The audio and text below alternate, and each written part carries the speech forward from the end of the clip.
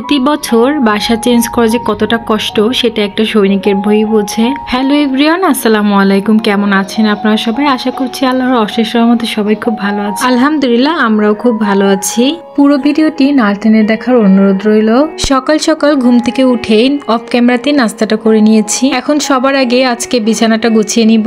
আমার মেয়ে তো ওই পাশে টিভি দেখছিল, আর আমার ছেলে কিন্তু পাশে যে শুয়ে আছে দেখাই যাচ্ছে। আমার ভিডিওটি এখনো যারা কন্টিনিউ করছেন, যদি ভিডিওতে একটি লাইক দিতে ভুলে যান প্লিজ এখনই একটু লাইক দিন। আর আমার ভিডিওর কোনো একটা অংশ যদি আপনাদের কাছে খুব বেশি ভালো লেগে থাকে তাহলে আমার চ্যানেলটি সাবস্ক্রাইব করে দিতে পারেন।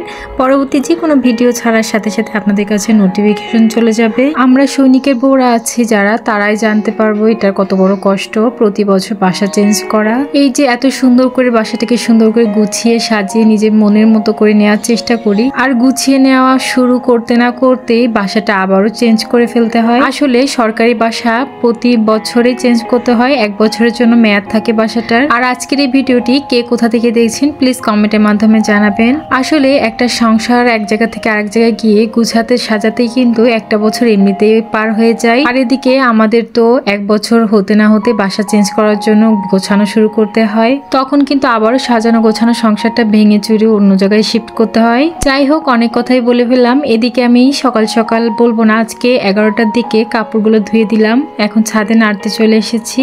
আর এখানে আমার মেয়ে আজকে ভুলবশত রাত্রেবেলা বালিশটা ভিজিয়ে ফেলেছে ঘুমের ভিতরে, সেজন্য বালিশটাও রোদে দেওয়ানোর জন্য নিয়ে আসলাম। মাঝে মাঝে তো খুবই বিরক্ত লাগে, প্রতিদিন এত কাপড় ধুতে হয়, তারপর কাপড় যেন ধোয়া শেষই হয় না। আর এদিকে আমাদের বিল্ডিং এ কিন্তু একটা ভাবি আজকে বাসা শিফট করবে, তারা পোস্টিং হয়ে গিয়েছে। তো সেটাই আমার মেয়ে এখানে দাঁড়িয়ে দাঁড়িয়ে দেখছিল। আর এই ভাবির ছেলে মেয়ে কিন্তু আমার মেয়ের বান্ধবী ছিল, এই জন্য মন খারাপ করে শুধু ভাইয়া ভাইয়া বলে ডাকছিল। আসলে ভাবিরা রেগুলার বাসায় থাকাতে অনেক জিনিসপত্র হয়ে গিয়েছে, আর আমি কিন্তু কিছুই মালামাল আনি না, শুধু থাকার মতো যা লাগে সেটাই নিয়ে আসি। আর সব সরকারি বাসাতেই থাকে, তারপরও আসার সময় যে মাল আনি তার ডবল জিনিসপত্র কিভাবে যেন হয়ে যায়। আর এদিকে আপনাদের ভাইয়া হঠাৎ করে ফোন দিয়ে বলল সে নাকি দুপুর 2টার দিকে বাসায় চলে আসছে আজকে রাজশাহী থেকে।